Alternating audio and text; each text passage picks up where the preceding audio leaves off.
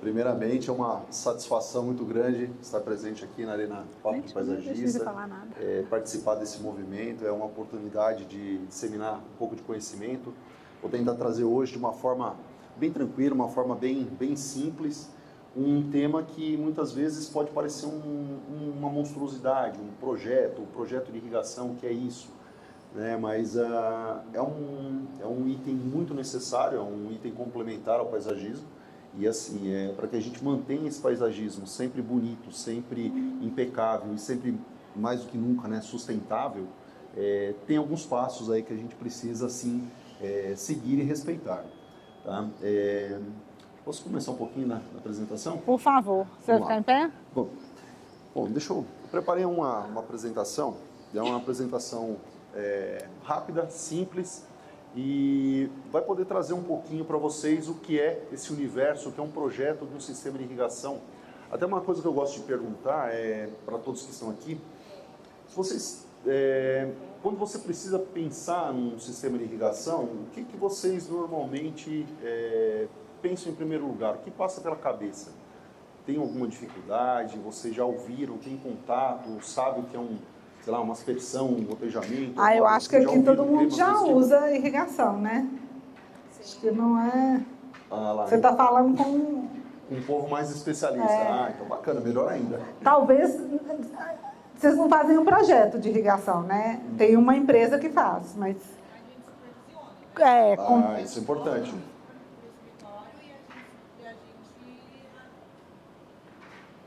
Precisa saber se realmente está de acordo com o que foi pensado.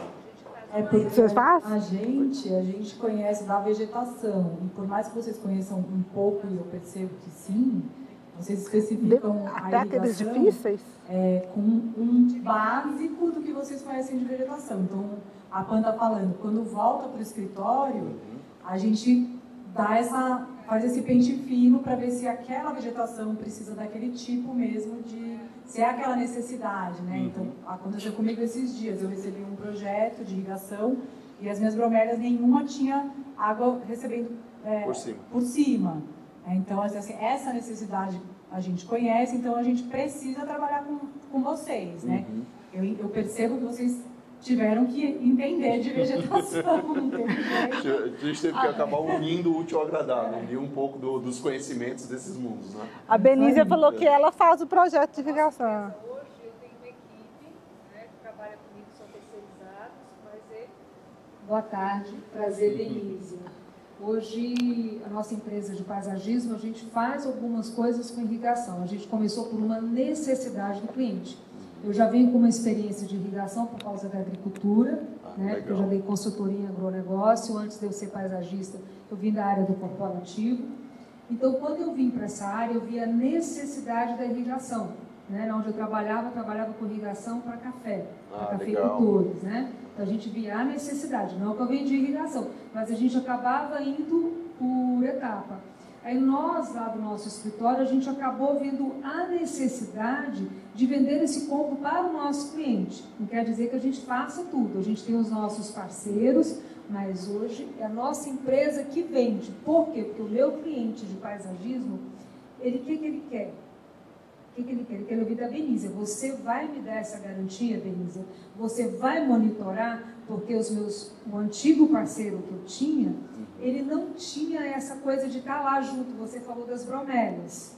A gente às vezes escapa da gente. Se a gente não estiver em cima, vai dar um problema com as pessoas, com o método de cotejamento. Quando você vê, a planta já foi, a vegetação já foi embora e o teu projeto já ruiu. Por isso essa coisa da irrigação é tão forte hoje, essa parceria. Exato, né? Exato. Não, bacana. Desculpa, você ia falar alguma coisa, não ia? Na verdade, a dificuldade maior é alinhar isso a longo prazo. Porque quando a gente faz a implantação, geralmente a gente junta no corte definitivo. Sim. E a gente estipula a irrigação, né? Imagina, para aquele momento ali. Mas depois, quando para uma outra proporção, a irrigação não é suficiente para aquilo. Exato. Também há uma dificuldade a longo prazo. Como pensar a irrigação para depois tem que fazer alguma revisão, não sei. Que bacana. Bom, é muito importante. Assuntos e temas e questões. Não, mas o bom mas é bom que seguinte, direciona. Você já traz um pouco de bagagem, já traz um pouco de conhecimento e fica um pouco mais fácil até para a gente poder entrar nessa parte de detalhamento e entender realmente os porquês. Acho que mais do que nunca, a ideia hoje é a gente falar um pouquinho dos porquês, um pouquinho do o que faz realmente toda essa diferença, né? Então, vamos começar rapidamente aqui falando um pouco sobre a Regatec, não vou passar rápido. A Regatec, nós temos 33 anos de know-how, de experiência. Na verdade, nós que trouxemos a Rainbird para o Brasil, então isso na década de 90, na figura do Dani Braz, né? E ao longo desses mais de 33 anos, já foram mais de 3.500 obras que nós executamos, desde a fase do projeto até garantir a execução do sistema como um todo. Por exemplo, Cidade de Matarazzo, que foi a abertura, é um projeto e execução da Regatec. Então, dentre outros também, como por exemplo o Parque Global, o Parque, que é um empreendimento da Gamalha, e assim, não só empreendimentos de grande porte, mas também desde um pequeno vaso até um empreendimento como uma pista de provas da Pirelli, que leva uma tecnologia que a gente migrou do conceito de irrigação de paisagismo para uma área muito mais técnica, tá? Então a gente tem um pouquinho aí de conhecimento para trazer para vocês. Só que mais do que isso, o importante para você começar a falar um pouco sobre projetos de sistema de irrigação é entender o que é um sistema de irrigação. Vocês já participaram, eu vejo que vocês têm bastante conhecimento, falam de gotejamento, aspersão, tudo mais, mas vocês sabem de onde começa, como começa um projeto do sistema de irrigação? Alguém tem alguma ideia para a gente poder participar? Não? A primeira coisa que eu vou saber é da água. É o mais importante. Lógico, se tem cisterna, se não tem, como funciona a questão da água, se tem reuso, se não tem, o negócio pequenininho, estamos falando assim. Legal. Grande, macro não, né? Benízia é seu nome, né? Benízia. Bacana. Você tocou num ponto muito importante, porque, claro, irrigação provém da água, só que mais do que isso, hoje em dia, nós precisamos nos preocupar muito com a questão de sustentabilidade. Sustentabilidade é um tema que ele deixou de ser uma utopia, hoje ele já é uma realidade e cada vez mais a gente precisa se preocupar realmente no uso eficiente da água, tanto que é uma bandeira que a Rainbird levanta, ela tem isso como premissa, e aqui vocês vão poder entender um pouquinho aonde entra a sustentabilidade nessa questão, por exemplo, de um projeto de irrigação. Bom, vamos lá. Aqui eu preparei uma pequena, um resumo do que é um sistema de irrigação como um todo, tá? Então, ou seja, desde uma floreira de um jardim, de um apartamento, até um empreendimento de grande porte, é essa anatomia que vocês vão visualizar daqui a pouco, tá? Só o que vai mudar é a quantidade de setores, algumas características mais técnicas, mas no geral é o mesmo. Então, todo sistema de irrigação ele começa justamente, como a Benízia falou, pelo reservatório. No reservatório eu preciso saber de onde vem essa água, se é uma água tratada, se é um reservatório aéreo, se é um reservatório enterrado, ou seja, eu preciso já começar a pensar nessa questão porque eu preciso definir um sistema de bombeamento. Eu preciso conduzir essa água do reservatório até a planta que precisa ser irrigada, tá? E uma coisa muito importante é o seguinte, todo sistema de irrigação ele precisa obrigatoriamente passar por um filtro geral, tá? Então você fala o seguinte, mas eu já forneço uma água de qualidade, uma água tratada, mas nós sabemos que a água ela contém muitos minerais que ao longo prazo, ao longo tempo de funcionamento, podem causar algum tipo de entupimento no sistema. Um exemplo muito que eu uso é, por exemplo, nosso chuveiro de casa. Quem ainda tem um chuveiro tradicional antigo, de vez em quando a gente tem que ir lá, tirar o chuveiro, fazer uma limpeza dos furinhos da água, porque senão eles param de funcionar, tá? E partindo do filtro geral, a gente vai ter uma rede que a gente chama de rede mestra, tá? Por onde eu conduzo essa água até a chegada dos meus setores. Aí eu pergunto, o que são setores, tá? Aqui tem um exemplo de uma válvula solenoide, que é onde a gente começa a fazer uma subdivisão. Por que essa subdivisão? Nós temos espécies de vários tipos, vocês melhores do que ninguém podem falar um pouquinho disso. Então eu tenho espécies de perfil baixo, eu tenho espécies de, por exemplo, forrações, tenho espécies mais altas, então eu começo a ter uma necessidade de já personificar essa rega. Tá?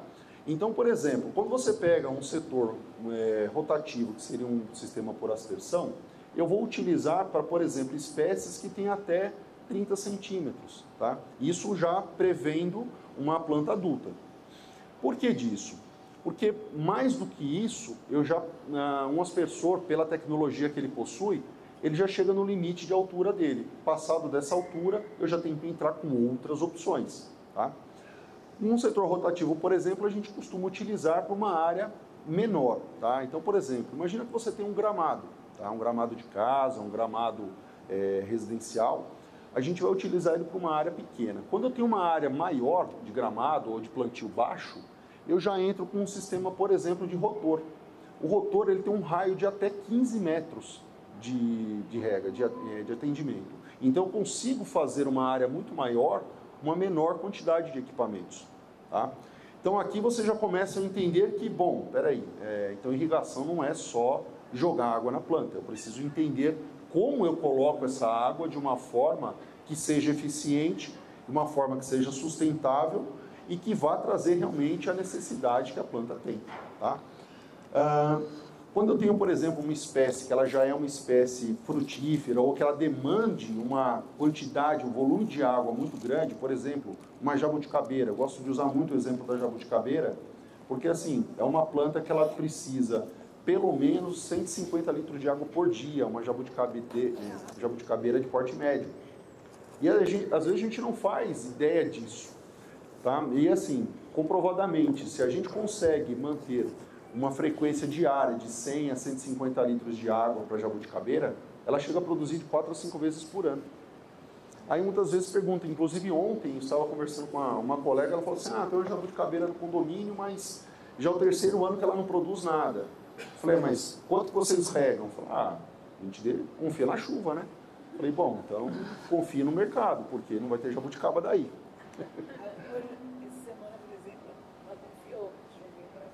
Exatamente. Não é normal. Então é comprovado que, assim, por exemplo, você pega uma palmeira imperial. Uma palmeira imperial, ela chega a necessitar, pelo menos o que a gente calcula e utiliza como base de projeto, pelo menos 200 litros de água por dia. Então a gente começa a falar desde uma espécie que consome pouco, por exemplo, por um vaso, até uma palmeira imperial, que você precisa até de 200 litros de água por dia. Então tudo isso precisa ser calculado.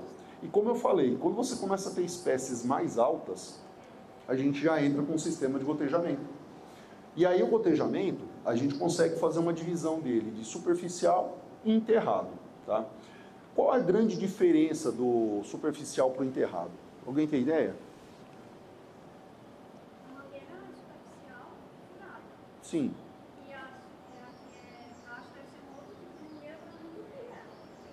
Você tocou num ponto bacana. Desculpa, seu nome? Andréia. Legal. Andréia falou aqui o seguinte, deve ter algum tipo de tecnologia quando eu preciso enterrar essa mangueira. Sim. O que acontece? A tendência natural de uma planta é buscar a fonte de água. Quando a gente coloca uma mangueira superficial, se eu pego essa mangueira e eu enterro ela, a própria raiz da planta, quando for buscar a saída de água, vai causar esse entupimento. Tá? Então, para isso, por exemplo, a Rainbird, em 2010, desenvolveu uma tecnologia que chama um escudo de cobre, tá? Aonde o que acontece? Quando você coloca essa água pressurizada na rede, ela vai colidir com esse escudo de cobre quando ela vai sair do gotejador, e esse atrito da água batendo no escudo de cobre, ela cria um campo iônico. Tá? O campo iônico, por exemplo, fazer uma analogia. No dia que eu era criança na escola, na época do frio principalmente, o pessoal que usava muito aquela roupa de flanela, a professora brincava, falava assim, olha, tira aquelas rebarbinhas do caderno, pega uma caneta, você esfrega na flanela, e quando você chega próximo, ele atrai aquele pedacinho de papel. Aquilo é um campo iônico, tá? Ele atrai o material. E esse campo iônico, a raiz da planta ela consegue perceber. Então, por exemplo, quando eu vou utilizar um sistema de gotejamento enterrado, obrigatoriamente você precisa de uma mangueira com escudo de cobre. Senão você vai ter problemas, com certeza, de manutenção. E claro, depois que você enterrou uma mangueira de gotejamento, se você tiver que remover essa mangueira para fazer uma troca, não é apenas ir lá e tirar a mangueira, você tem todo o dano que você vai acabar causando para a planta. Tá? Alessandro, e esses dias eu fiz uma obra e me falaram que a enterrada é autocompensante, mas a de gotejo não é. Não, na verdade é o seguinte, a gente tem os dois tipos, tá? A de gotejo de 8 milímetros também existe autocompensante? Também existe autocompensante. O que acontece? Na verdade, essa pergunta é até muito bacana, Ju, né? O que é esse autocompensante, tá? A mangueira de gotejamento, para vocês entenderem, ela é uma mangueira, tá? Que ao longo dela, a cada 30 centímetros, você tem um furo gotejador. Só que o que acontece? Se eu coloco a água aqui nessa entrada na mangueira e essa mangueira tiver, por exemplo, 20 metros de comprimento, de extensão, eu preciso garantir que a mesma quantidade de água que sai aqui no começo também saia lá no final, tá? Então, aí entra essa tecnologia do autocompensante. Ele garante que o mesmo volume de água do começo da mangueira seja o que sai no final, tá? Isso é uma grande diferença. E aí você entra um pouco no detalhe, Ju, de qualidade de material. Existem fornecedores que vendem a mangueira que não é autocompensante, é um custo mais barato, só que você acaba afetando a qualidade e a performance do teu sistema, como você vai fazer essa execução. Mas a Rebird tem os dois, ela tem a não compensante também? Tem a não compensante também, alguns casos muito específicos. Então, por exemplo, quando você tem curtos espaços, imagina que você tem uma floreira pequena, de 40 centímetros de largura por, sei lá, meio metro, 1 metro de comprimento. Não preciso ter uma mangueira com uma tecnologia super avançada num curto espaço de irrigação. Aí a gente pode utilizar uma não compensante, até porque essa perda ela começa a se dar a partir de 4, 5 metros. Entendeu? Então a gente consegue utilizar e acaba sendo um pouco mais econômico. Então, ou seja, tem a tecnologia para fazer para todos os cenários. Tá? Agora, bacana, até aqui nós vimos 4 opções de setores. Tá? O que é uma válvula dessa, uma válvula solenoide? Basicamente ela é um registro, sabe? Igual uma torneira que você abre e fecha, só que ele é elétrico. Tá? Eu consigo fazer com que cada setor desse abra com o comando de um controlador de irrigação. Então a função do controlador de irrigação é justamente quando eu programo nele a hora que eu quero que inicie o sistema, a hora que eu quero que inicie a rega, tá? E por quanto tempo eu preciso que cada setor desse permaneça funcionando. Tá? Então, por exemplo, imagina que eu programei meu controlador para ele começar a rega, sei lá, 7 horas da noite. E eu quero que o primeiro setor permaneça ligado por 5 minutos.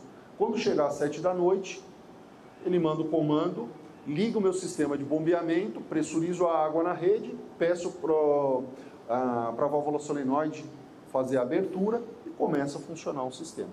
Tá? Passado esses 5 minutos, o que o controlador vai fazer? Ele fecha a válvula número 1 e abre a número 2. Então aqui você já começa a visualizar o funcionamento do sistema. Então, por exemplo, aqui você tem... aqui não está funcionando o laser. Mas, por exemplo, nesse primeiro aspersor, a gente tem um bocal rotativo, que é um bocal de alta eficiência, de alta performance, ele entrega até 90% de eficiência no ciclo de rega, e para áreas menores. E já no segundo, se você observar, o rotor ele consegue fazer um raio muito maior do que esse primeiro. Tá? Por isso que a gente consegue calcular e definir qual o melhor equipamento para esse tipo de cenário. Se vocês observarem, uma coisa que é muito importante é uma tecnologia patenteada da Rainbird. Tá? No sistema de rotor, você consegue observar que ele forma uma espécie de cortina abaixo desse jato. Tudo isso ele é calculado, ele é testado. A Rainbird ela possui um campo de provas, é como se fosse um estádio onde ela tem várias formas de fazer esses testes para garantir que a mesma quantidade de água que cai aqui no começo, ela vai cair em toda a extensão. Tá? Isso é uma tecnologia que chama Rain-Cortain e ela é patenteada exclusiva da Rainbird. Tá? Isso não contempla ventos, né? Então, o efeito do vento, o que acontece? Ele afeta. Tá? Por isso que você tem diversos tipos de eficiência. Então, por exemplo, um aspersor, por exemplo, bocal rotativo, chega a 90% de eficiência, porque ele tem um afeto, ele sofre um pouco com o vento. Quando você entra, por exemplo, num gotejamento, você já eleva essa eficiência para 95%, tá? Porque ela já não sofre com o vento. Então, tudo isso sim, existe uma intercorrência, tá? Claro que o rotor, ele possui um jato muito mais forte, tá? Ele consegue vencer um pouco a questão do vento, mas sim, ele vai ser afetado, tá? Quando a gente tem, por exemplo, um setor com borbulhador, veja só, ele forma como se fosse um guarda-chuva na saída do aspersor. E é justamente para aquela questão, para quando você possui um volume muito grande de água para determinadas espécies. Aí a gente precisa entrar realmente com o borbulhador. E por último, o gotejamento. Aqui no exemplo, você tem um gotejamento enterrado e você percebe que ele consegue criar uma bolha de rega, um bulbo, né, que a gente chama de água, a uma altura, uma profundidade entre 8 e 12 centímetros da superfície. Tá? Essa é a característica que ele tem. E uma coisa muito importante, todo sistema de irrigação precisa ter alguma tecnologia além do que a gente está visualizando. Então, por exemplo, você me pergunta, e se chover, o que acontece? Eu preciso utilizar a água num dia de chuva?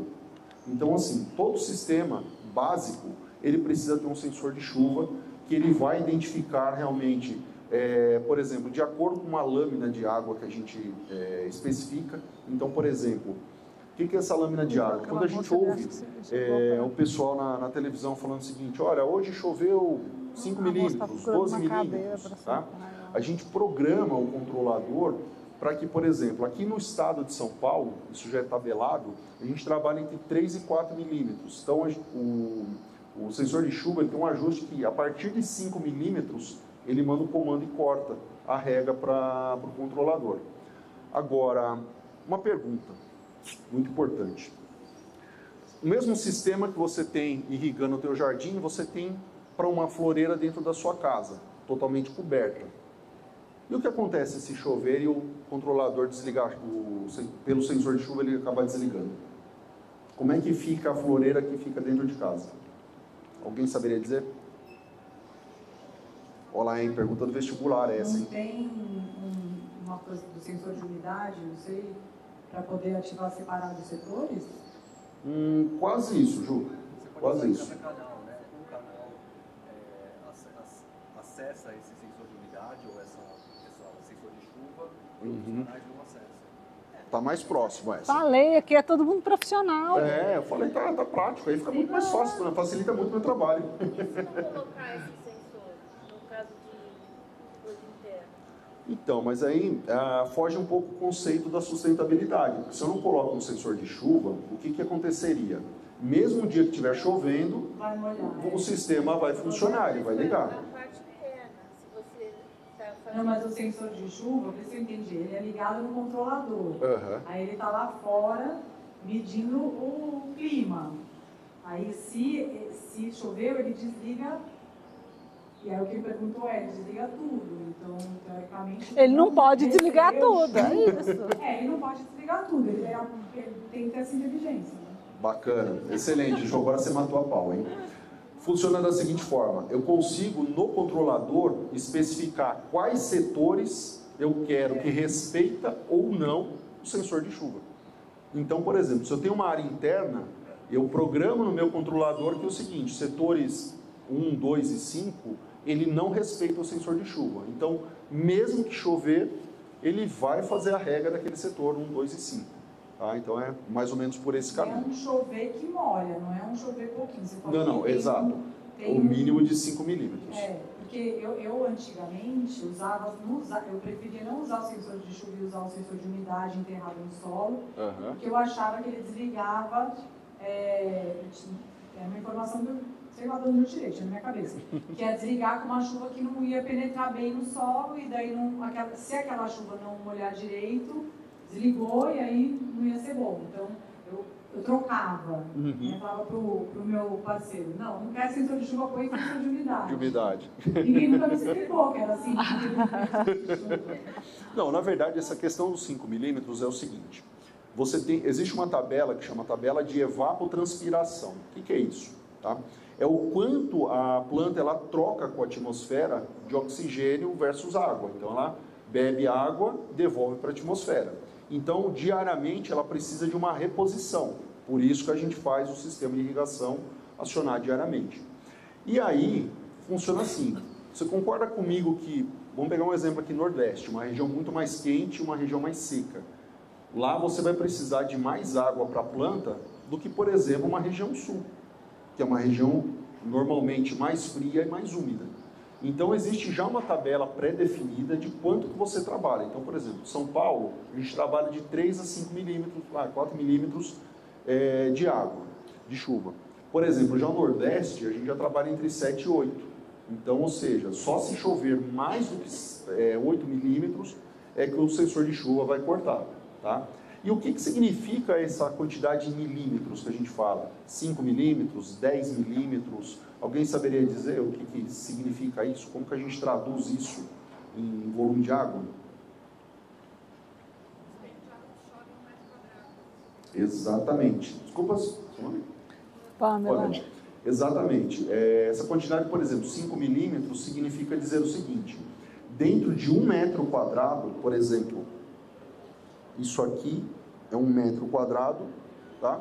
O quanto de água cai ali dentro, em litros. Então, por exemplo, 5 milímetros significa dizer que choveu 5 litros dentro de 1 metro quadrado, tá?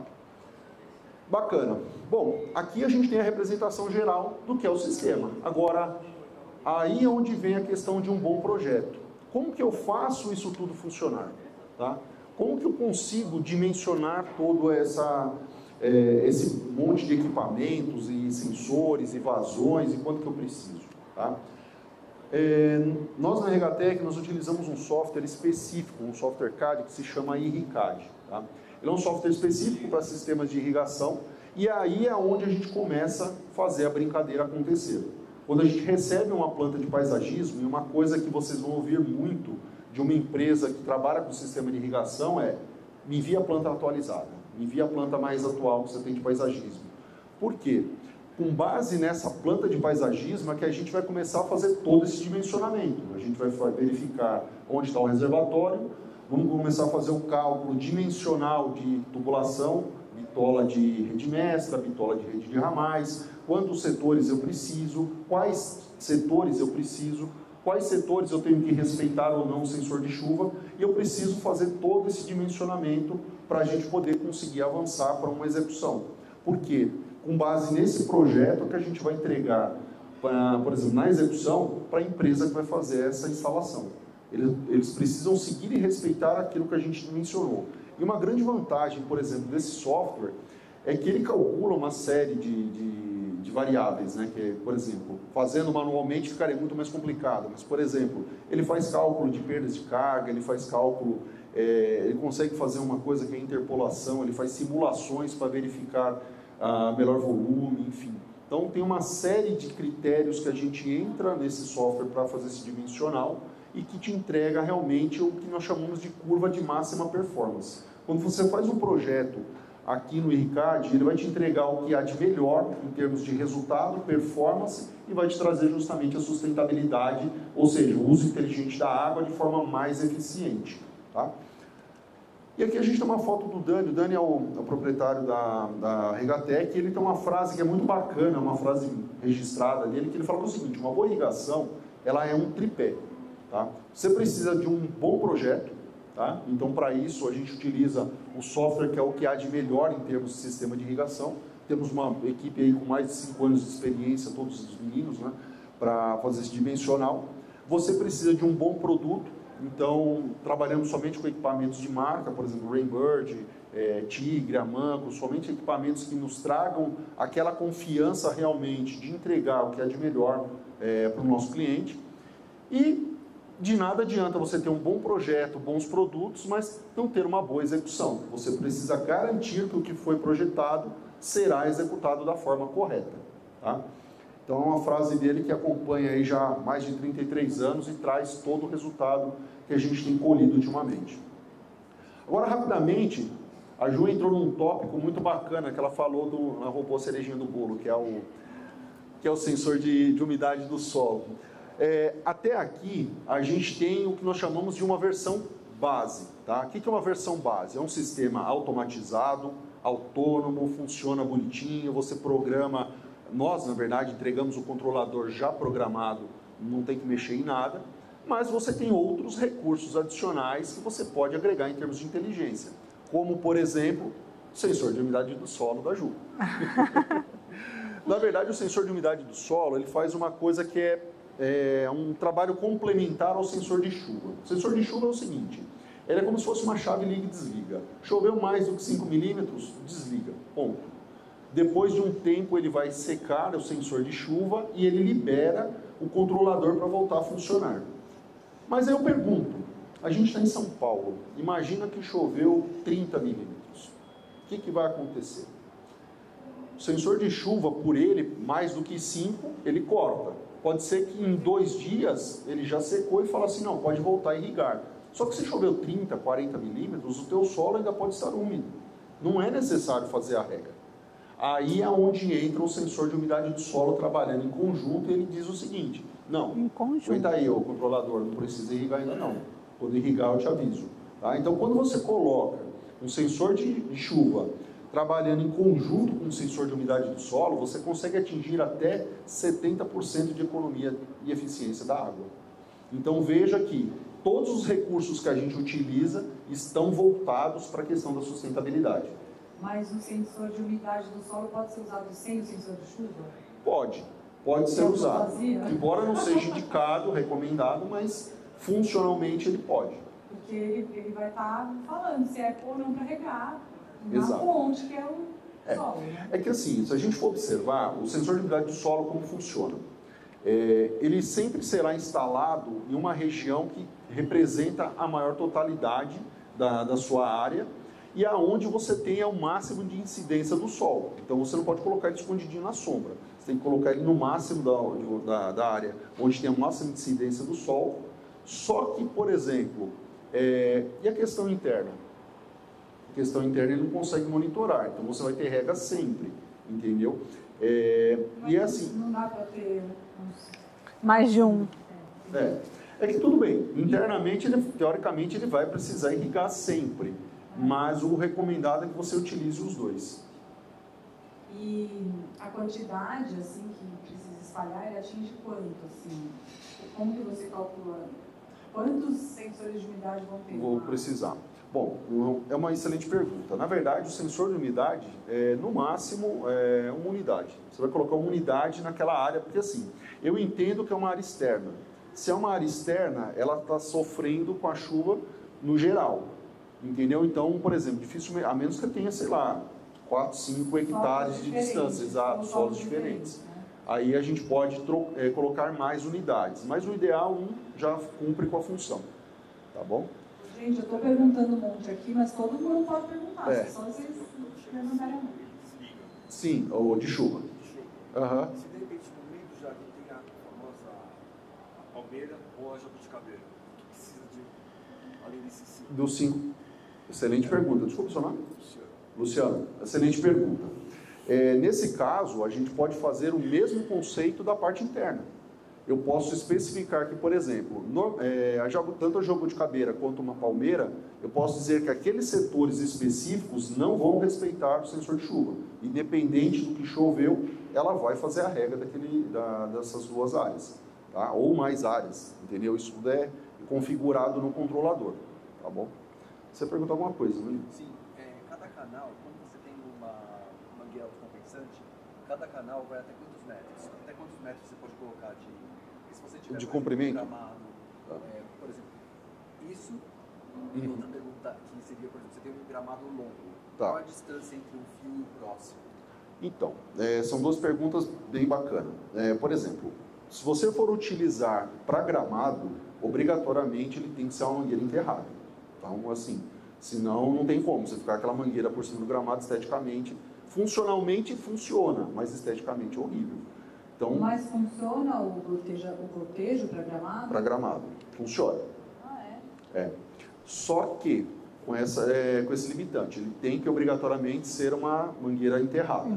Tá? Aí, nesse caso, ele tem só uma particularidade. Porque é o que acontece? A gente vai utilizar a mangueira dependendo do tipo de solo, tá? Dependendo se você tem um solo argiloso, que ele é um solo que ele demora mais para absorver a água, a gente pode utilizar um espaçamento maior. Porque como ele demora mais para absorver, a água ela espalha mais na superfície, tá? Então a gente pode utilizar de 40, 60 centímetros de espaçamento. Entre uma linha próxima. Se você tem um solo tipo silt, que é o mais tradicional, a gente já trabalha de 30 a 45.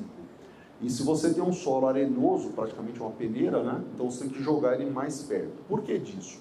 Quanto mais tempo demora para o solo absorver a água ela espalha mais pela superfície, então eu posso espaçar mais. Se eu tenho um solo, por exemplo, arenoso, que a água passa direto, ele não dá tempo dessa água espalhar muito pela superfície. Então eu preciso colocar as mangueiras mais próximas, tá? E aí é onde começa a aumentar também a questão de material e até custo. Mas o gotejo ele é sempre combinado com a aspersão para gramado, ou você pode fazer uma coisa ou outra? Não, você pode fazer uma coisa ou outra. Mas e os dois? Oi? E os dois? Pode, mas assim, aí começa a entrar um cálculo de vazão. Então, por exemplo, se você tem um aspersor, um bocal rotativo que te entrega uma eficiência melhor, em alguns casos você até pode combinar um bocal rotativo com um sistema de gotejamento. Agora, se você tem uma área que o bocal é spray, que ele tem uma vazão muito maior, não pode utilizar, é proibido. Beleza? Falar para você, não, mas eu junto tudo lá e dá certo. Não dá certo. E qual tá? é o mais recomendado para gramado? Olha, o que a gente mais utiliza é o sistema por aspersão, pela eficiência, pelo formato, pela praticidade e tudo mais. O sistema por gotejamento também funciona, mas até eu ia falar... Desculpa, seu nome é o Paulo. Só complementando a pergunta do Paulo, eu ia falar justamente disso. O que acontece? Quando você... Isso é uma particularidade quando você utiliza sistema de gotejamento no gramado, tá? Como você coloca a mangueira mais ou menos de 8 a 10 centímetros de profundidade, o que acontece? Você coloca o tapete de grama, só que a grama, a raiz dela não chegou ainda na região. Exato. Aí, você precisa fazer o seguinte, obrigatoriamente, pelos primeiros 30 dias, precisa fazer uma rega manual. Tá? Pelos primeiros 30 dias. O que acontece? É o tempo que você vai ter do tapete de grama fazer a pega, a raiz da grama buscar a fonte de água e chegar até a mangueira de gotejamento. Dali para frente, o sistema de gotejamento atua e atende. Sabe o que a gente faz? Quando a gente tem uma paginação, um piso, onde não pode molhar com a aspersão, aí a gente conecta no mesmo circuito ali, na mesma válvula, coloca a mangueira gotejadora enterrada só na parte que tem, imagina um piso com um espaçamento de 10, assim, uma paginação grande. Para a aspersão não molhar o piso, a gente coloca essa mangueira enterrada só nessa faixa onde tem a grama. E a gente não enterra 10 centímetros. A gente deixa mais superficial, que é para não ter esse trabalho de ficar tendo que regar a irrigação. E aí funciona bem, porque não molha o piso e a grama fica bonitinha. A gente faz isso. Não, mas assim, às vezes você coloca um tapete, daquele tapete bom de grama que tem uns 3 centímetros, assim, já coloca com ali embaixo, e aí eu acho que pode colocar também naquelas pisadas, né? Entre pisadas que você não quer ver. Não é também, é exatamente isso. Entendi.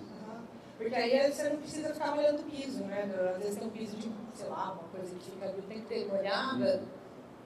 Sim. Uma coisa bacana também, aproveitando até esse gancho da Pamela, obrigada, o que acontece? Em determinadas áreas, às vezes uma área muito estreita, sei lá, 1 metro, 2 metros, por exemplo, o pessoal acaba optando por colocar mangueira de gotejamento, porque fala assim, o aspersor molha muito, vai molhar a parede, enfim, tudo mais. Aí é onde a gente começa a diferenciar um pouco do perfil de empresa, tá? A Rainbird, ela possui os mais diversos e variados tipos de bocais para aspersão. A gente possui, inclusive, bocais de faixa, bocais faz um formato quadrado, formato retangular, com um ângulo maior, ângulo menor. Então, assim, sempre dentro da linha de bocais da Rainbird, a gente vai conseguir cobrir e fazer todo o recobrimento necessário para esse tipo de cenário. Tá bom? Bom, passa... Oi, sim. Essa faixinha de 10 centímetros que a Flor falou, De 10 centímetros não. Aí é muito pequenininho, mas... É uma solução legal. Mas a partir de 50 centímetros já dá. Você ia perguntar. Qual o comprimento máximo de mangueira? Comprimento de mangueira. Não perca a autocompensação. Então, se for uma mangueira sem o autocompensante, é o máximo 5 metros, talvez 10 metros em alguns casos. Tá? Mais do que isso, você já começa a ter perda de variação. Mas e a autocompensante? Oi? Não, autocompensante até 30, 40 metros. Tá? Ou seja, para um gramado assim de 200 metros quadrados, você precisa de vários canais dedicados. Não, é que aí nesse caso o que acontece? Voltando lá naquela analogia do sistema, eu vou fazer essa subdivisão em mais setores. Eu não vou fazer um setor só fazendo tudo. Porque o que acontece? Precisa entender que o cálculo é feito a vazão da válvula que eu tenho versus a mangueira, a gente vai calcular, por exemplo, quantas linhas de mangueira eu vou ter, quantos litros por metro quadrado essa mangueira dispensa, e aí a gente vai começando a fazer toda a conta até chegar no limite da válvula. Entendeu? Então tem uma série de cálculos que se faz para a gente começar a fazer subdivisões. Então eu vou criar mais setores para esse cenário do que fazer um só irrigando tudo. Tá bom? Campo de futebol não dá para usar esse sistema de mangueira?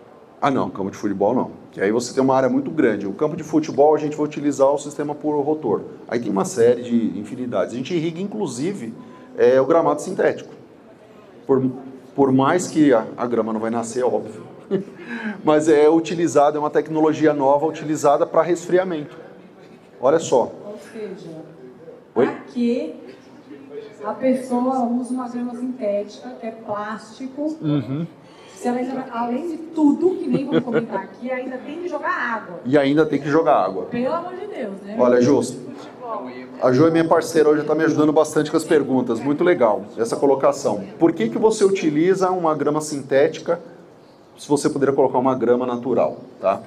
Ou se você não dá para ter uma grama natural, coloque um tapete de trapos e fiapos, que a Marina falou, maravilhoso. Quase isso. Ou aqui da Baicame. É que na verdade é o seguinte, quando você pega um estádio, o estádio ele tem duas funções basicamente, que a primeira é o jogo, que a gente gosta, só que os shows. E se você tem um volume de shows muito grande, a grama natural acaba sendo danificada. Então você teria que aguardar uns 15 dias entre um show e outro para poder fazer um jogo no meio. E aí isso não é rentável. Então quando você traz uma grama sintética, você pode, é só o tempo de você desmontar e tá pronto. Entendeu? Então é muito mais prático. É só para futebol. Aí eles jogam aquele negócio subindo aquele calor, queimando a chuteira, bem feito. Não, discordo. Porque aí é onde entra o sistema da Regatec fazer justamente o resfriamento do gramado. Se cair, vai ralar o joelho. Isso vai. E se for o Neymar, rala os dois ainda. Bom, vamos lá. Complementando aqui, só para a gente finalizar mais rápido, a questão do módulo Link Wi-Fi. Como a gente está na questão da tecnologia, existe um módulo Link Wi-Fi para algumas aplicações, onde a gente conecta esse controlador na internet. Tá? Tendo um sistema ali próximo, você vai ter um aplicativo que você pode acompanhar e ver como é que está o sistema, você pode fazer um acionamento manual, mas o principal, acho que a principal função, que eu acho que é fantástica, é o seguinte: como ele está conectado na internet, a gente consegue configurar no controlador o CEP do local onde ele está instalado.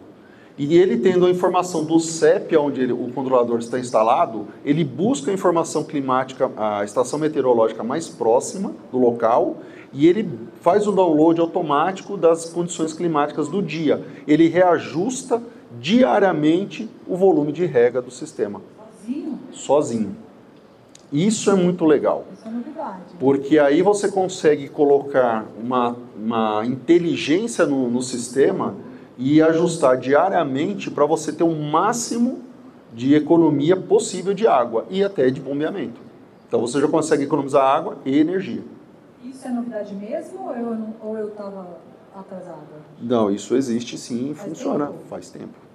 As empresas que eu estou usando não estão me explicando direito as coisas. Deixar depois o cartãozinho na Regatec, Ju, precisamos conversar.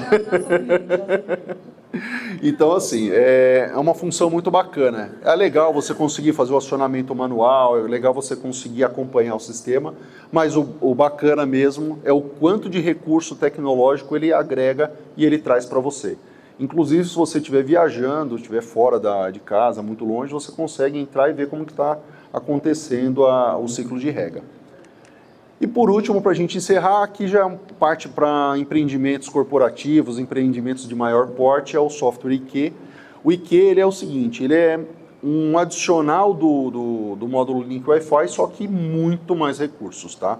Além dessa questão dele também se conectar na internet e buscar os dados climáticos, ele, juntamente com outros recursos que a gente instala fisicamente, como um sensor de vazão na saída do bombeamento, ele consegue te identificar se você tem vazamento no sistema, se você tem algum tipo de entupimento no seu sistema, ele gera relatórios diários depois que termina a rega, ele te avisa se você tem nesse relatório algum entupimento ou vazamento, ele tem um gerenciamento de vazão que ele faz o seguinte, se você tiver um entupimento ou um vazamento em algum setor, ele consegue tomar algumas decisões do tipo, até X% de vazamento, eu ainda continuo irrigando, só que eu aviso, tem um problema. Dependendo de quantos % acima do que a gente predefine tiver com vazamento, ele corta a rega daquele sistema e vai para os próximos. Até que você execute uma manutenção e o técnico vai até o controlador e reseta essa função.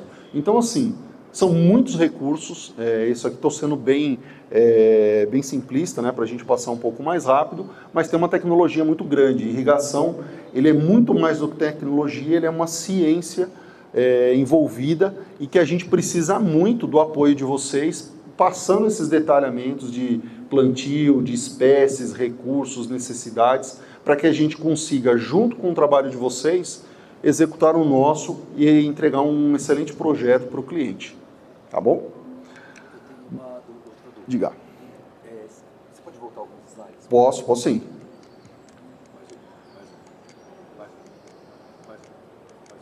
Esse. Aqui? Você vê que tem alguns pontos de sobreposição de regas, né? Sim. Então, esse ponto aqui, ele é regado por esse aspersor e esse aspersor. Isso. Não, desculpa, aqui tem um aspersor. Uhum. Esse é o... Enfim, tem alguns pontos de sobreposição. Isso é visível. Quando você olha o jardim, você vê que tem uma faixa ali que está mais irrigada. Uhum. Você tem como ajustar, por exemplo, porque ao invés de ele fazer dessa forma, de ele irrigar tipo 20 metros assim, essa parte ele vai irrigar 8 metros, tipo, ao invés de ele fazer uma coisa radial, você dá uma coordenada para ele? Que varia o raio de acordo com a circunferência. Uhum. Bom, vamos lá, Paulo, você tocou num ponto muito bacana, até eu acabo não colocando muito aqui, porque a gente entra numa parte muito mais técnica ainda, mas é uma excelente pergunta. A questão de, por exemplo, uma rega, quando ela é feita por aspersão, é o seguinte, existe uma coisa que chama-se fundamentos de irrigação, tá? E um dos fundamentos de irrigação diz que um aspersor precisa irrigar até o pé do outro, tá? Isso chama-se irrigação pé no pé, algumas empresas falam que é cabeça com cabeça, enfim, mas o conceito é o mesmo. Por quê? Quando eu tenho, é que eu não vou ter o slide nesse aqui para mostrar para vocês, mas imagina o seguinte, eu tenho um aspersor colocado nessa posição, e à medida que eu me afasto da base do aspersor, esse volume de água ele vai diminuindo, tá? Seja por vento, seja por pressão, seja por uma série de coisas. Então o que acontece? Imagina que eu tenho um aspersor com um bocal que faz 5 metros de raio, tá?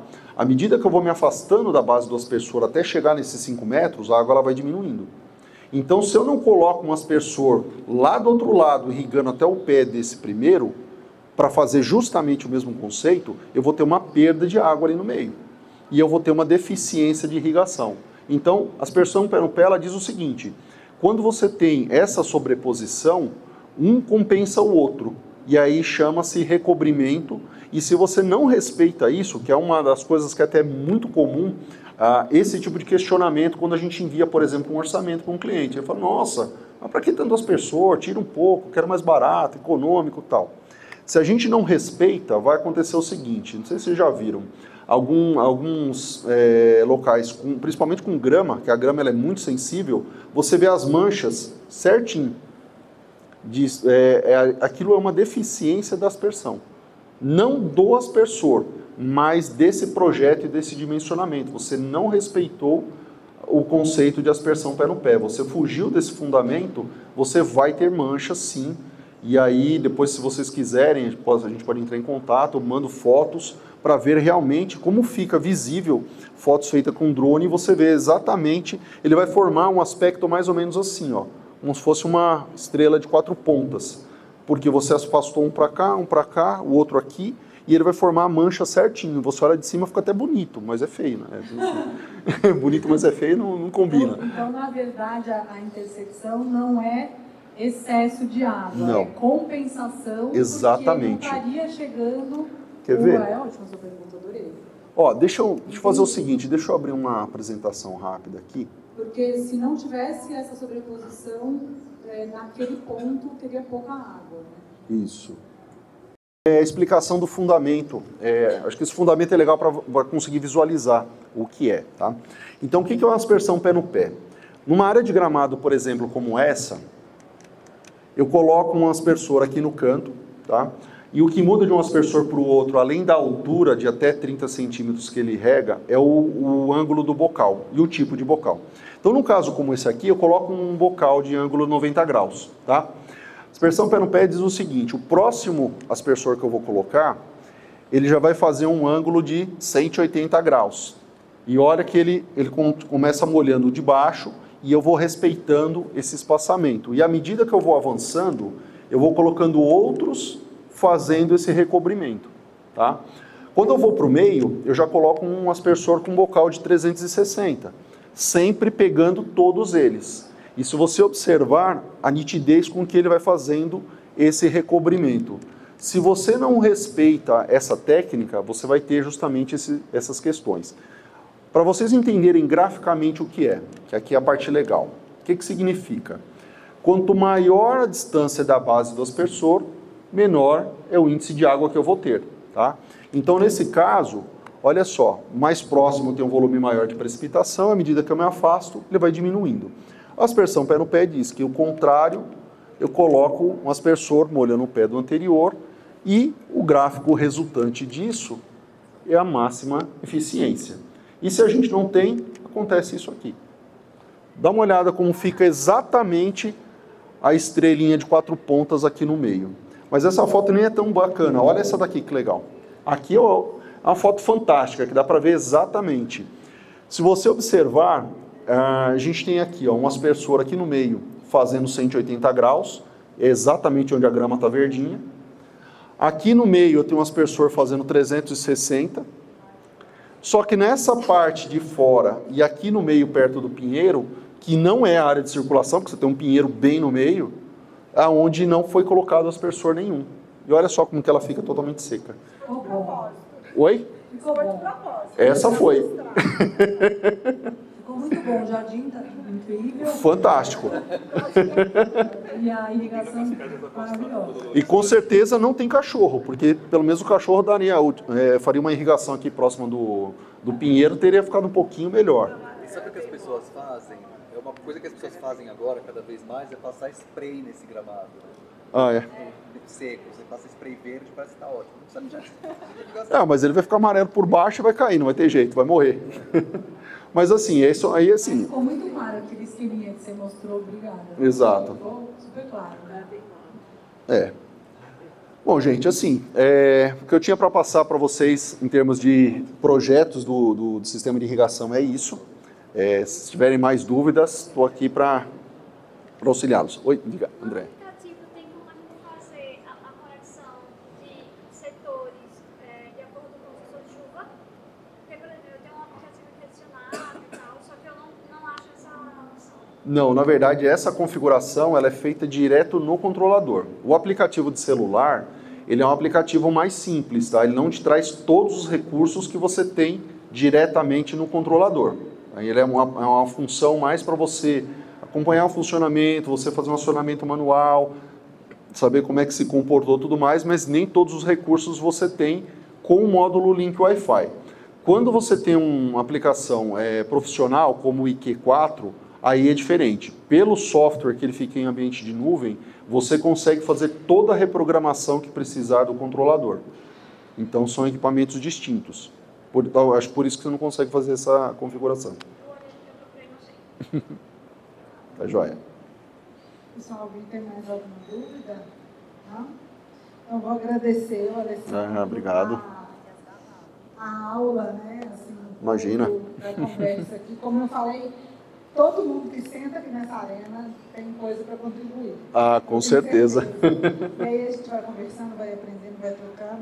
E vou te convidar para ficar aqui agora, para você poder conhecer um pouquinho de outros desafios dos paisagistas. Ah, bacana, legal. De realizações, né? Adoro desafios. Obrigada. Eu que agradeço.